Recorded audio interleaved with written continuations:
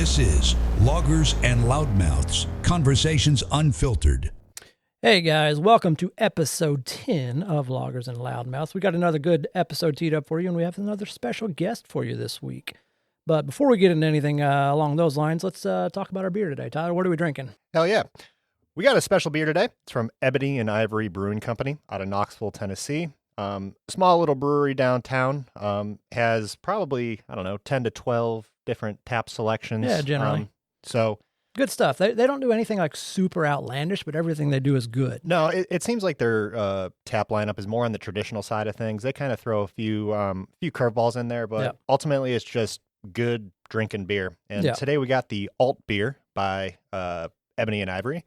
Crack that open and give it a taste here. We've got, we actually know the guys. Matt, tell us about Mitch. Mitch is one of the guys that owns this place, and you had him as a student, didn't you? I did, yeah. Mitch was a student. Yeah. He's a physical therapist. Okay. And I didn't actually know what he did. Yeah. So he graduated. Yeah, so he went into the PT field. And then the other co-owner, honestly, Chico. Yeah, I wish I knew Chico's real name for this right now. But yeah, I worked with Chico. He was in a different department.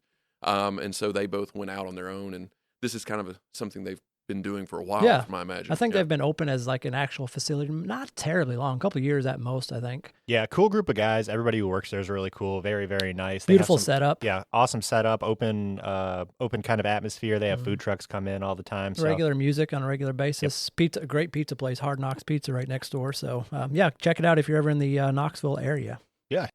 What do you think about the beer? Tell us about the beer itself. Yeah, honestly, I get a little bit of a fruity vibe off of it. Yeah. Matt, what are you thinking? I like it. It's good. It's pretty smooth. Untapped says 4.8%. Our specific can, which they filled off their taps, says 6%. So a little bit of variation there, but that overall, happens with brewing. Yeah, overall, real smooth. A lot of forward flavor on there. Pretty bold. So I give it a 8 out of 10. I like it. 8 out of 10. All right. But that being said, why don't you kick us off with our serious topic of the day, Cam? All right, so our serious topic is vaccines, and we're going to kind of take this from a few different viewpoints. We've got a couple of kind of main topics. Obviously, it's very broad. We could go off for hours and hours, but we're going to kind of keep it to about 3 big topics. But before we actually get to the discussion itself, let us introduce our guest here, Matt Wilkerson. He teaches this stuff. He's got a PhD in this stuff. So why don't you tell us a little bit about yourself, Matt? Why are you an expert? Well, expert is kind of a stretch, but we're still going to go with that. For you guys, I guess I am. Exactly. My background is in molecular cell biology, and my emphasis was in antibody structure when I was in grad school. And then after that, I've been a professor for about 20 years, a department chair in some university. And I spent about 10 years as a contract research consultant for some of the largest pharmaceutical companies in the country. So needless to say, you know your shit. I know a little bit. Yeah, I know a little bit. Yeah. You never know all of your shit. No, of course not. Like I said, this is a super broad topic. You Exactly. could go on about this for hours and hours. He's definitely the subject matter expert out of us 3. So. Oh, for sure. Listen, I teach science, but I do not teach this kind of science at this level. I'm a dumb science teacher. All right. So before we actually kind of get into the debatable aspects of it, let's talk about like what the heck is a vaccine? What is it? Yeah, sure. So vaccine. Basically, what we're trying to do is to manipulate your immune system into creating what we call an adaptive immune response against a pathogen. Usually we do this against pathogens that are fairly dangerous pathogens that usually show some sort of mortality rate, not just morbidity, but mortality being death. Especially, there may not be in all groups, but in some subgroups. So what we're doing there is, say you get sick, right? You just get a cold. And that's going to suck for about a week. And during that time, your immune system is going to react to that, and it's going to clear that virus from your body. But in that process, it creates what we call a memory system. So if you get exposed to that specific cold virus ever again, then your immune system is going to basically just squash it immediately. And ideally, you don't get as sick. And then ideally, symptoms are a little less. Symptoms are less, and you may all. not even notice it at all. Yeah, exactly. And so rather than have you get polio, and then hopefully you make it through and recover from that, we give you a vaccine. So a vaccine is us tricking your immune system into attacking what would be polio without you getting polio or whatever it is we're vaccinating you against. All right. So one of the common opponents of vaccines is that by giving me a vaccine, you're putting a live virus into me and risking me getting sick. All right, Oh. debunk that.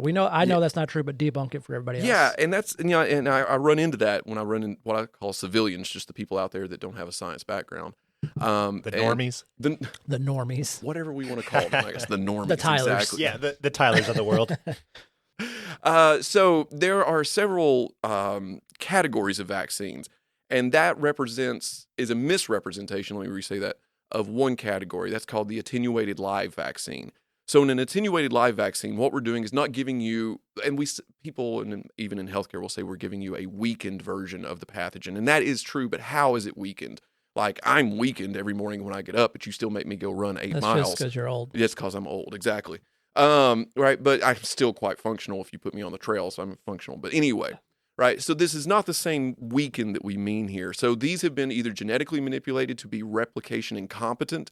That means if you get this virus, we inject you with this virus, it goes into your body, it will go into your cells, and it gets in there, and it's dead end. It can't do anything else. So it literally does not have the ability to make me sick. Exactly. They've genetically modified it so much so that it can't get me sick. Let me come back to that one, because that's another thing that we need to dispel about this. The other thing, there are other these vaccines that what we do with, say, bacteria, is we basically put evolution into action with them. So we will grow them in these adverse conditions with excessive amounts of nutrients for decades, possibly, till this bacteria no longer can live without all that extra nutrients. The analogy I would make is if we took the typical average American and made them live off the land right now, well, they would starve to death.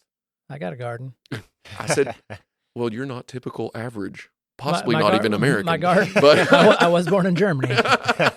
My garden does do very terrible, so I would probably be dead. Yeah. You have a garden, but you would still die. Yeah, 100%. You would still die. You could not, and so that's I'd eat Tyler first. So that's basically what we've done. So you're getting a live pathogen, yes, but it is in such a crippled state that it's not going to cause any severe disease. So now, it's like getting in a fight with like a 90-year-old man. He might put a good swing on me, but he's not going to do much to me. He's not going to do much to you, and that's the idea there. Yeah. He's not going to do much to you. All right, that's fair. Now, one of the things you said there was about without getting sick.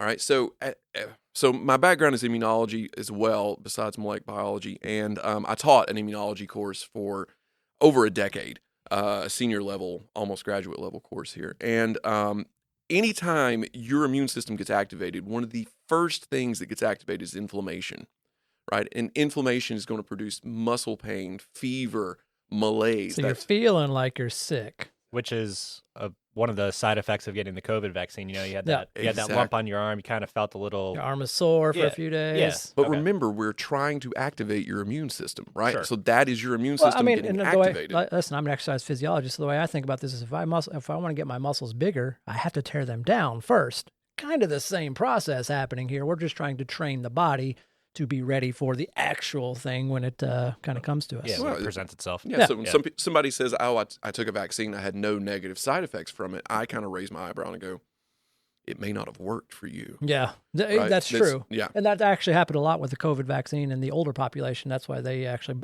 up their boosters, because it didn't take as well for some people. All right, so now we know how it works, right?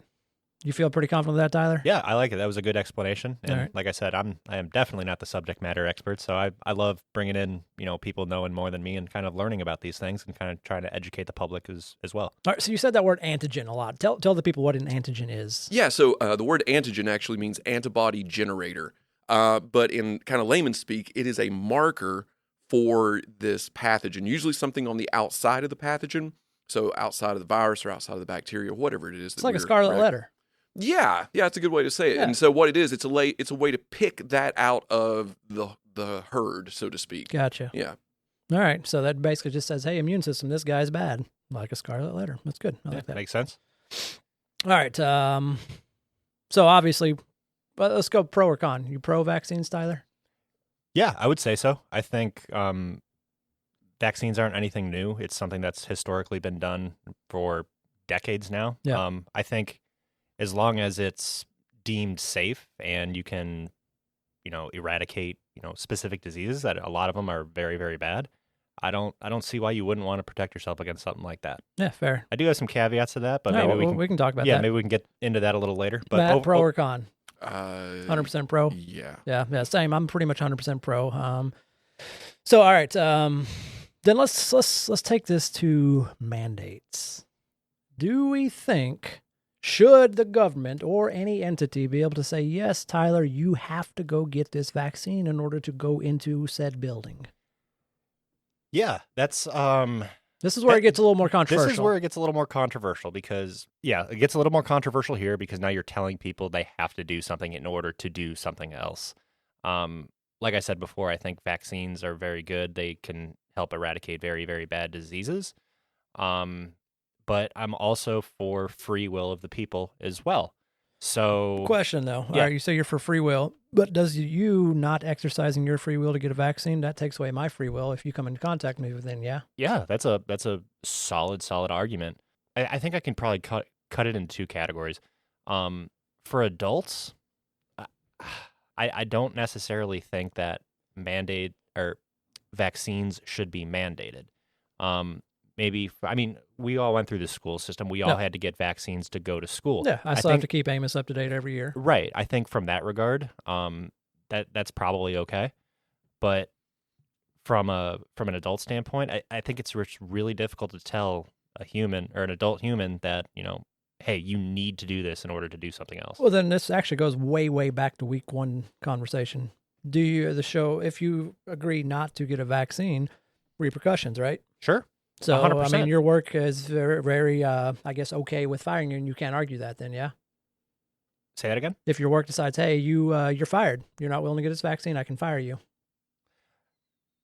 I mean, yeah. Because, at the end of the day, they have the same free will as you. Sure. I mean, they can fire me for saying something stupid as well. I mean, I think that if they've set a precedent of, you sign something that says you will abide by these rules and you don't abide by those rules, then yes, you could be terminated for that. I know the school I work for back when COVID was happening, I'm obviously remote, but they would send out daily emails like, if you're coming in this building, you got to go through this door and get this screening and this and all that stuff. All right, Matt, where do you stand on the mandate? Yeah, so this is interesting. We're obviously getting into COVID now, I think, at this point. Just any vaccine, man. We're even talking about like your kids getting vaccines to go to school. Yeah. I mean, here's the thing I would look at. And when the COVID vaccine was first rolling out, just by sheer blind dumb luck, which kind of defines my life, I was able to be one of the first rounds to get the vaccine. It was just by luck that I fell into this category. And I went and got it. Was I afraid of COVID? Not necessarily, but and we don't want to get into this, but COVID had a lot of irregularities, and it could have, if I had contracted it, it might have killed me. But I went to get it for one simple purpose. It wasn't about me. It was about the people that I walk past in the grocery store. It was about my parents. It was about my in-laws. I did not, most likely, statistically, I would be the person that would get it and show no symptoms, but be able to pass it. COVID had an R0 of 3. That means if one person contracts it or becomes positive, they would transmit it to 3 people. And most likely that would be just some random person that I never even met. And so it became more of a responsibility to civilization for me. That actually aligns really well with how I viewed COVID as well. I mean, I got the first 2 rounds of vaccine, whether I agreed, disagreed, masks, no masks, whatever. I looked at the whole thing and said, at the end of the day, is it that big of a deal for me personally to abide by these, social constructs on the off chance that it would reduce the risk of me spreading a pathogen that I'm carrying to somebody else and possibly killing them? Because, I was like you. I wasn't afraid of COVID. If I contracted it, I felt confident that I wasn't going to be. Did you ever get it? I believe I've had it at least twice. Yeah. I mean, I officially tested once positive for it, and it kicked my ass. I was down for 2 days. Bad. You ran 10 miles that morning. I did, but I and then it didn't really kicked in. Yeah. No, but just to sum up my thought, I'm kind of with you on that. It was more of like, I kind of put my personal beliefs aside and said, hey, until we actually know more about this from a scientific level, what's the harm on taking some precautions on the off chance that it was something way worse than it actually turned out to be? For sure. And that was kind of my thought on it. What about, go ahead. Well, I was going to say, and kind of adding an analogy into this, maybe this sparks conversation with you two, and it's kind of a bad one because we're sitting here drinking beer, but is it wrong that we have drunk driving laws? is it wrong that we have that's drunk driving laws? That's true. That's free will. That's free will. You're imposing on somebody's free will. In fact, is it wrong that we have any law at that point? And so what I'm getting at is laws are there not to protect. Many times they impose on free will by protecting the public. And that's where I see mandates is kind of in that same boat. I can That's see fair. I can see that train of thought. Yeah.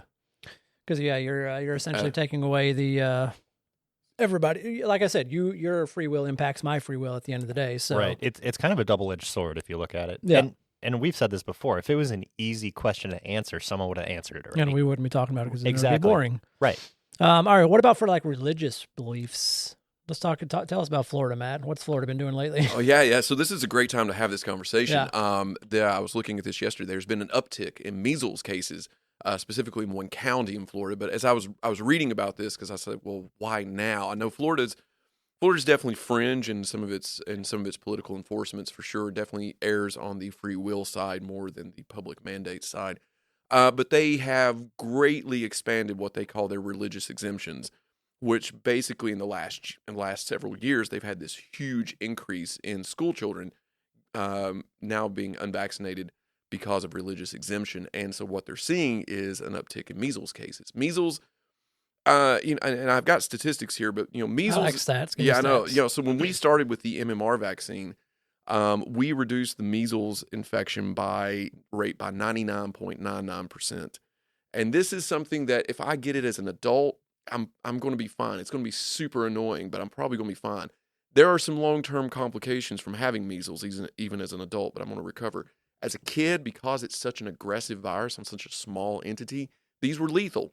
That's why we vaccinated. That's why we make our kids get it. That's why we made our. That's why we developed. We didn't develop a vaccine against something that's just annoying. We developed vaccines against things that were life-altering and deadly. Exactly.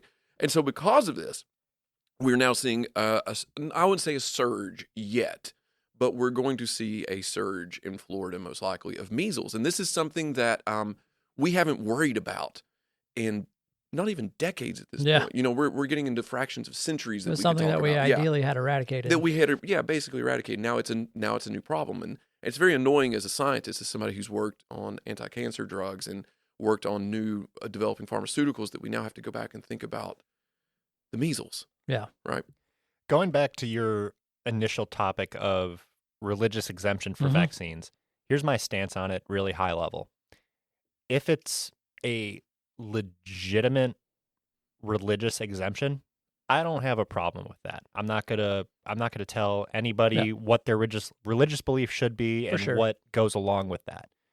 What I have a problem with, and I have no facts to back this up, but my initial inclination is what's going on in Florida is that people are coming up with some bullshit religious excuse to get to their end, goal of not getting the vaccine. And that's where I have a problem with it. Yep. If it's legitimate, I'm cool.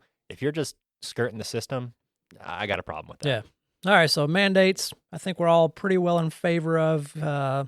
There's still some arguments there for or against free will, but I think we're all pretty well in favor of it, as long as it's for the right reasons. All right, so I just want to bring in one potential opposition, because people always bring up this guy.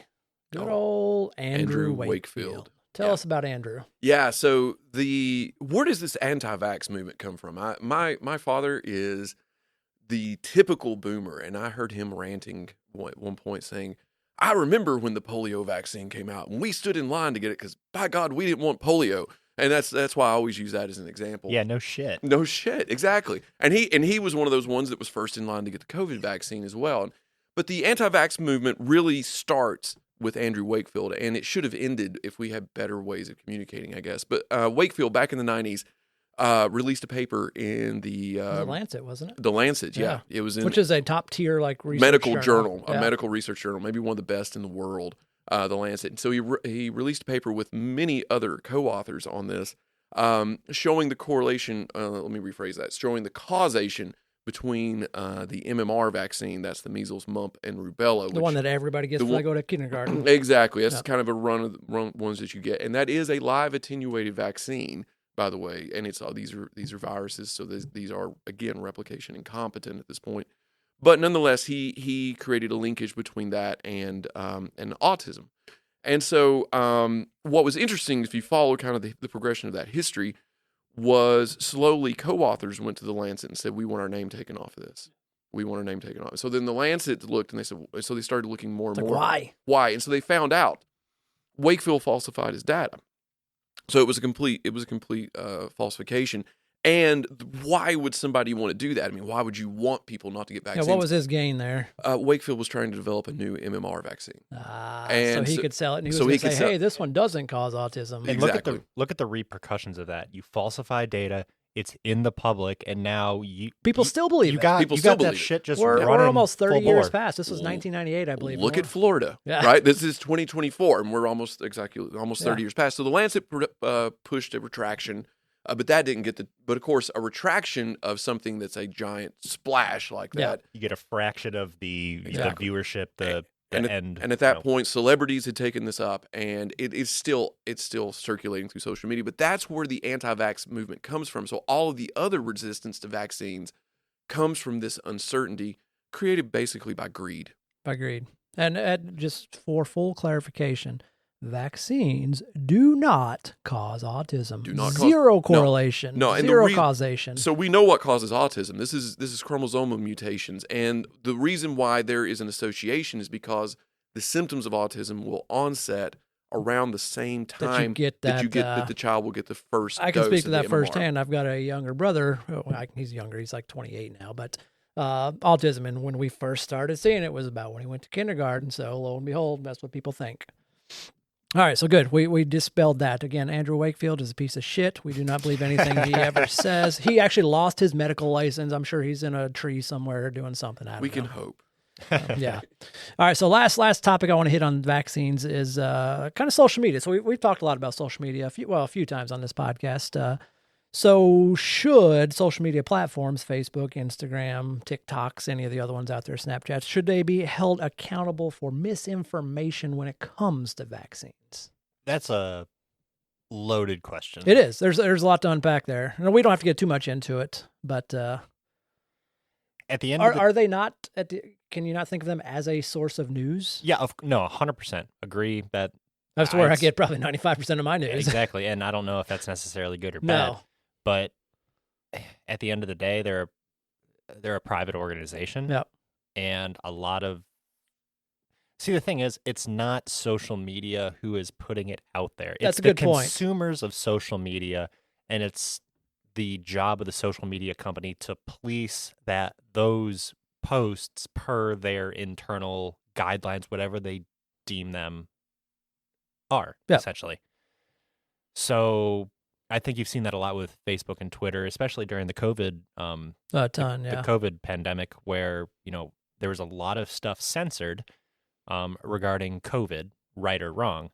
And I think if you kind of now that we're, I don't know, 3-4 years, into it now, you look back and you look at some of those posts that were censored actually turned out to be correct information. So I can really see it from both ways. That's fair. I don't really know what the correct answer is. That's a really sticky one. I don't know that there is a correct answer. Matt, what do you think? When you asked that question, I immediately thought back when I was a kid and you're going through the grocery store checkout line, there would be these racks of the National Enquirer. This is back when you had to write your groceries on stone and tablet. Yes. Yeah, exactly. yeah. Gotcha. Yeah. Go to hell. I'm currently flipping Cameron off. No, there would be these racks of the National Enquirer, and it was fun to look at. It was always fun to look at. They always had aliens on the front. Exactly, some outlandish bullcrap that is not real. Yeah. It's just for entertainment. My grandfather would buy them. Exactly. And so that's where I put social media as far as a media outlet. It's the National Enquirer. Because I like that. I've never heard that comparison. I like that a lot. Well, it's all based on flash and clicks. Yeah. Right? Oh, 100%. Exactly. And so you've got to put the most outlandish stuff you can on there to get traction for your page. And this is saturated market. Yeah. So is social media wrong in doing this? I don't want to get into that, but I think there's a deeper problem there is that we have reached a point in America in our education, in our critical thinking skills that we don't analyze these we posts. take things at face value way too much. And I've said that multiple times on this podcast. People need to just fucking It takes think. 5 minutes to do some research, guys, to kind of get an actual answer. But where? I mean, that's the thing. That's true. Most people don't understand. They don't understand how. If you're researching on Facebook and Twitter, yeah, I'm not an expert, but you're probably getting biased information. Yeah. One of my favorite memes is it's a tombstone and it says "died from doing my own research." Yeah. Right. So, And honestly, I've come into that issue myself, is because I said it last week. I want unbiased, factual data for me to make my own opinion. At this point in my life, I don't know where to get factual, unbiased data. It's hard. hey, can I give you some pointers Yes. on that? Give it to me. So so you're not going to go read scientific journals because I read those and I don't understand half of them. I'd rather eat a bullet. You rather. I've got about 100 of them sitting in my office. If you want them, I've never cracked them. Exactly. He just does it to validate himself. I have to have these for job purposes. He just has it in the background of his video call, so he looks. One fell out of his truck last week, and I go, "Why do you even have It's that?" still sitting there, still sitting right in the same spot. So nobody reads those because they're not meant for the public. You've got to go to your news media. But here's the thing: when you go to your news media and they say scientists recently discovered blah blah blah blah blah, okay, things to look for there, folks. Did they say who are the scientists? Credentials do matter. Credentials do matter. And them giving you the scientists. Where were these scientists located? What universities? What institutes? What corporations were these scientists at? Do they give you a link to that primary research article where you can go find it? That's validation of what that person is saying. Go ahead, Tyler. Sorry, I'm right with you with that, and it's like, okay, you just said 15 seconds worth of a sentence, which equates to 3, 4, 5 hours worth of research. The average American doesn't have that time. Yeah.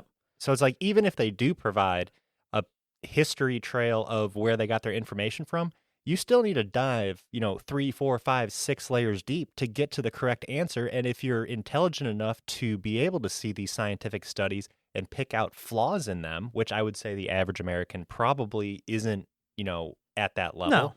So it's unrealistic, and that's a problem. The willingness of the author of that to put that information there, I think that itself creates a layer of credibility. I would tend to agree with you, yeah.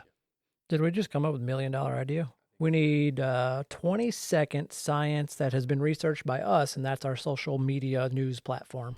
That'd be cool. We put in the time, we put in the work. People just come and be like, all right, 20 seconds, this does this. All right, perfect. I know the basics of it now. Loggers and Loudmouth is changing his format. Yeah, I smell a Loggers and Loudmouth spinoff series. All right, we're going to be rich. We're going to be rich. All right. Let's squash vaccines. All right, guys. Ultimately, at the end of the day, vaccines, good. Get them. Research is there. Very clear. So let's move on to our fun topic of the day. Yeah, we went a little long on that, but I think it was a good conversation, Yeah. and I think that's okay, because when we have a subject matter expert on the show, we got to take advantage of it. we got to take advantage of it, and that was a really good conversation. So what is our fun topic today? Sorry, transition. Fun topic. Is rock and roll dead? All right, before we actually get into the nitty-gritty of it, I want a one-word answer. Yes or no, Tyler? No. Matt? No. Cam? No, I don't think so either. All right, I think it has evolved, but I don't think it's dead. Sure. All right, so that's our one-word answer. We all think that rock and roll does still exist. So let's talk about why you still think it exists, Tyler. Oh man, I got a list. So, I mean, look at our favorite brewery, 1907. Yep. Mickey Norwood Band, Andy Leader and the Light Beers, Weathered Soul. Why am I drawing a blank on this? That's not a good name for a band. I know, right? The Matt Bird Band. Matt Bird Matt Band. Bird, yep. But Marigold Thieves. Marigold Thieves, Thieves, yeah. Those are all, rock bands Yep. that come and play on any given weekend around the Knoxville, Tennessee area. And a lot of those people are fairly young in age. So Clearly it's still living. Yeah, Somebody. I don't see it. Yep. I mean, it might not be what it was in the 1980s or 1970s or 1960s. And nothing is. No, but everything evolves, and everyone takes influence from what they like. I mean, Jacob Beach is a freaking reincarnation of Nirvana frontman Kurt Cobain. Yeah. Okay, that's fair. Jacob's going to love that. All right, so my thought is obviously no, I do not think it's dead. Like I said, sound evolved. Sound has always evolved. What originally came out as rock and roll came from blues back in the day, and it was Elvis that kind of spearheaded what rock and roll was, and he just kind of reorganized blues into a different manner. So I think it's just, it evolves. Does it sound like it did in the 80s? No. But as I was kind of researching for this, I found probably half a dozen new bands that I want to listen to now, because there's some good stuff out there that I honestly, it's not my general genre that I would go to. But yeah, there's some good stuff out there. Well, it's like AC/DC, arguably one of the greatest rock bands of all time, had influence from Chuck Berry. Yeah, so exactly. That translates. And then one point I wanted to bring up was that Disturbed concert we went to. Who was the opening band? Plush. A bunch of 18 to 22-year-old females. Yeah, hard rockers. It's metal, heavy metal, but still. But they kicked ass. They did. And it's like, Disturbed isn't going to bring these people on their stage in front of the world if they don't kick ass. Yeah. So and to be that young and to be that impressive, I was impressed with them. Yeah, so they obviously have taken influence throughout whatever kind of music that they enjoyed, throughout the years and in the past, but it's reincarnated as their own spin, and they've presented it to us in a stadium. For sure. So I don't think you can make an argument that rock and roll's not dead. All right, Matt, you are a rock and roller. I mean, call yourself what you will, but you play, you sing, you've got a band. So what are your thoughts on this? Yeah. So that's it's funny. So I'm here as the content expert, I guess, on two things here, right? No, listen, that's how we do these podcasts. Yeah, exactly. So, so one of my favorite rock and roll authors is Lester Bangs, and he wrote for Cream magazine back in the 70s. And so he was really... Is that Banks or Bangs? Bangs, like Bangs. Yeah, Got Lester Bangs, yeah. And so Lester argued back then that that rock and roll... He looks like a rocker. He is. He's great. I mean, this is... if you've ever watched the movie Almost Famous, Philip Seymour Hoffman plays him. Okay. All right, so it's great. And so he's constantly going on about how rock and roll is dead. And the reason, and I think Lester had a valid point, and this comes with any type of music or anything else that we would call an art form. Once you monetize it, once it becomes a business, then it starts becoming funneled into what is marketable, because that's what the people are concerned with, or that's what the people are familiar with, and that's what they like. And that's what he saw happening to rock and roll in the 70s. And it's what happened. And it's what happened. It became monetized. And so when you listen to like rock in the 80s, yeah, there was some good stuff there, but it all sounded the same. Rock in the 90s, it all sounded the same. 2000s, all sounds the same. And I would say that that kind of morphed from rock and roll to pop music of today. It is. It's all 100%. about it's all about the marketability. You get that one band that breaks the mold, and then they're going to create 300 more bands because there's money to be made. Because there's money to be made. At the end of the day, I can't blame them. All right, and then with the evolution of just the local scene, if you will, right? COVID sucked for a lot of reasons, but one of the things is it had a major impact on music because local venues, not bars, not breweries, but local venues closed because they couldn't get people in the doors. Yeah, and that's what they had to have. They couldn't sell their beers and crowlers and send it out, or they couldn't do take home. So these venues closed. So all these places for the small guys lost, and so it became it really narrowed the field there. But I think rock and roll died, and I think that's what saved it, and that's why I picked this topic. Because rock doesn't need Explain what you mean. You said you think rock and roll died. I think rock and roll died when it became financially a moneymaker. Gotcha. And I've said it a million times on this podcast. Follow the fucking money. If you follow the money, there's usually a reason. Yeah. Yeah. And so, but what has, and I think that is what saved it, though, is it had to die so it could be reborn back as rock and roll. And that's what we have now. Just like this, if I hadn't picked this topic, you wouldn't have found all this. 100%. No, I was like I said, I was researching. I was like, man, I like these guys. I like these guys. Exactly. Rock is still out there, and now more than ever, there's so much. You guys wouldn't have a podcast right now if there wasn't this giant streaming format that you could go to. Yeah, you get 100%. Exactly. And so that's where rock bands are now. Are they going to make a living doing it? No. Most of them probably not. No, definitely not. Are they still making a good art form that is valuable? I definitely think so. I really like that you just said that, and I'm going to leave it at that because I think it translates very well into my hot take of the week. All right, but before we get to that, I want to talk about who is your current favorite rock band? Jesus, is that for everybody? Everybody, yeah. You want me to kick it off? Yeah, I've got to think. AC/DC, hands down. All right. So you've always been I know you like AC/DC. I've always loved AC/DC. Do you have any newer? Obviously, AC/DC's been around since the 80s, but Not off the top of my head, no. If I'm going, I mean, I could list 10 bands that I like, but I mean, if I'm picking number one, it's AC/DC every time. I grew up listening to my dad's old vinyls of their records, which were amazing. Angus Young is why I got into playing guitar at a younger age, and I just love their sound. I love their style. They're raw. They're authentic, and in my opinion, they're the perfect band. All right. I'll go if you're not ready. I can go. I can Send go. it. Yeah, because that's like asking me to pick my favorite kid if I had only got 1,000 one, kids. so. Yeah, exactly. That's why I only had one, so I Yep. didn't have to make that choice. Yep. No, there's so much out there, and it really depends on just how I'm feeling that day of what I'm listening to. I can tell you things for me, like when Tom Petty died, I went into mourning, and I don't think I'm actually out of it yet. Fair. Yeah, fair enough. Tom Robbie Petty was an American icon. Yeah, Hands down. Levon Helms, Robbie Robertson of the band, when they died. If you listen to any of us play our cover stuff, we're band heavy. If you've never listened to the band, then your life is unfulfilled at this point. Gotcha. But these were guys that just hit with me. But it really depends on the day. So I'll just be honest. Yesterday, who was I listening to when I was grinding my way through another horrible work day? It was Steve Wilson and Porcupine Tree. I have not heard of them. You've They're not going heard on of my them? There Spotify you right go. now. Yeah. So Steve Wilson and Porcupine. All right, that's fair. All right, so my favorite, I'm going to go with a newer one just because, I mean, we saw them last year before at Bourbon and Beyond, Greta Van Fleet. They are basically Led Zeppelin reborn. A lot of people kind of compare them to Led Zeppelin reborn. Great vocals, amazing vocals from the lead singer. So that would be my current number one. If I were to go old school, I was kind of a kid to the 90s, early 2000s, so I'm going Green Day. I like a lot of Green Day. Green Day's solid. Green Day's solid, and it's great because back when Green Day was coming out, it wasn't cool to like Green Day because they were a punk band that was making it. And now I'm like, we're unapologetically, Green Day's great. They're great. Also, Greta Van Fleet, I would definitely say, guys, you sound a lot like Led Zeppelin, but live, amazing, legit, maybe one of the coolest shows I've seen. And they played right before Pearl Jam, which is, I mean, that's a hard thing to play before, and honestly, they killed it. They absolutely killed it. I was almost exhausted after their hour set.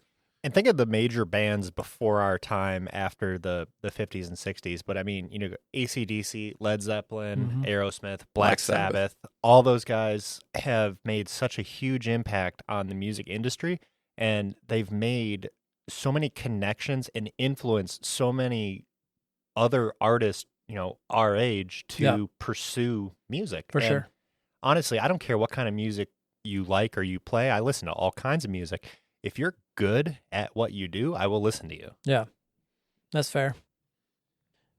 All right. Well, hey, before we go to the hot take, right? Send it. So one of the big reasons why I wanted to put this on is if you were interested in rock and roll. Yeah, what do you got? Yeah, what have I got? Well, come out on March 30th to Ebony and Ivory Brewing, this delicious beer that we're drinking today. In Knoxville, Tennessee. Come on out to Ebony and Ivory on March 30th at 6 p.m. My band, which right now we are kind of in a transitional state. Tyler plugged us a little bit over there, Andy Leiter in the Light Beers. This was a cover band that we were doing, but this was all just in preparation for a new thing that we will be releasing an EP this year. We're not quite ready to release the name of the group and whatnot, but we'll be playing as the Leiter, Wilkerson, and Parkey project for right now. But we'll be we'll be opening that show with 6 original songs that will be coming out on our EP. So March 30th at our good friends, Ebony and Ivory Brewing. Please come out because it supports us. And more importantly, it supports Ebony and Ivory Brewing, which are doing some really cool stuff. They are. Yeah, definitely go out. March 30th. So you got about 28 days to plan your babysitter. Get out there and see the Parkey, Leiter, Wilkerson, whatever you call it. You guys get a name. That's too much of a mouthful. I know. There's a reason behind this. I know. But yeah. So. All right, let's move into our ending with a hot take of the week. Tyler, you want to kick us off? Hell yeah. My hot take of the week. Authenticity should take precedent over a desired outcome. Elaborate. Okay. I feel like it's very easy nowadays to look at what the hottest trend is and to put that on social media or whatever you're doing. It doesn't have to be social media, any business venture, whatever, and make money at it. But I think people will see through the bullshit of what you're trying to sell them. If you're not authentic. Correct. Gotcha. In my opinion, I would rather see somebody be 100% authentic and fail than somebody who is not authentic and succeed. Do you have something specific in mind that you're thinking of here, or just in general? No, not specifically. You trying to sell me something right now? Is this no, a multi-level marketing not. scheme? But I mean, even take our podcast right now. I mean, me and you could sit down, script a bunch of clickbait bullshit. Me and you could fight with each other. Whatever big hot ticket item that we can put whatever selling that week. Yeah, whatever we could sell that week, we could sell, and we could script it, and we could put it out to the world. And I think we could probably have more success, quote unquote, than the viewership we're getting now. But at the end of the day, are you throwing shade at Joe Rogan right now? No, not at all. Not at all. But all I'm saying is, I feel like I'm very grounded in who I am, and I don't want to be anybody else. And if I have to compromise myself to get to a desired outcome, I would rather not get to that outcome and do things the way I want to do it as who I am as a person. That's fair.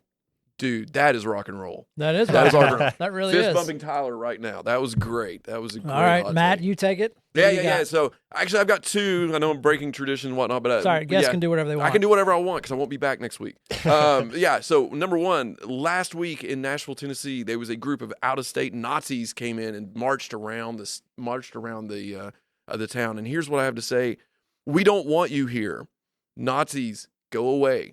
Find some place else to go. I did not see this. Yes, right. See, this is why I don't watch the news. It was in response to a Black History Month. Of course. Yeah. So, fuck the Nazis. Yeah, exactly. That's and as juvenile as this sound, if you're on social media, follow Sesame Street. It is a ray of sunshine every day in my life. Unlike Instagram? Unlike Instagram, definitely. Okay. Yeah, follow Sesame Street. It is great. And it makes you feel better about the world in general if you follow Sesame Street. Done. I'm following Sesame Street as we speak. Follow Sesame Street. I like it. All right. I'll wrap us up with my hot take of the week. And this actually kind of goes back to, this is probably not a good thing for me to plug as loggers and loudmouth. But my hot take of the week is that craft beers have kind of gotten out of control, don't you think? They really have. I mean, I think it's time that we maybe dial it back a little bit. There's so many. People are trying too much. And I go to breweries these days, and I can't just get a good drinking lager anymore because nobody does it. And I'm okay with experimentation, but you got to have those 2 or 3 solid beers on tap for me. And I feel like that's hard to find anymore. Yeah, I can kind of agree with that, and that's kind of touching a nerve with me as a home brewer and everything like that. Listen, I brew as well. I brew, but I think that we just need to get back to the basics. Like one of my favorite brewery in Knoxville, outside of some of the other ones we've already talked about, is Schultz Brew. Schultz Brew. They make great classic German beers. Yeah. And I feel like maybe we just need a little more of that. And that's always been my philosophy in home brew as well, is I want to do basic stuff very well. Yeah. And then you can start experimenting. Yeah, experimenting's fun. Keep me a basic lager on draft. That's all I'm asking. Something easy to drink. That if I want to go all day, I can go all day, and I feel like I have an 8% IPA when I get there. Yeah, 100%. All right, Tyler, you want to take us out? Yeah. Well, we appreciate y'all tuning in to episode 10 of Loggers and Loudmouths. We want to thank Matt Wilkerson for being on the show this morning. Hopefully he'll be back at some point in time. We'll find some other reason to get 100%. him here. But until then, guys, be safe, take it easy, and tune in the next couple weeks for a new episode. Thank you. Thank you for tuning in to Loggers and Loudmouths. Be sure to never miss an episode by subscribing to us on your favorite podcast streaming service. If you would like to provide feedback or suggest a topic for a future episode, please reach out to us at loggersandloudmouths@gmail.com.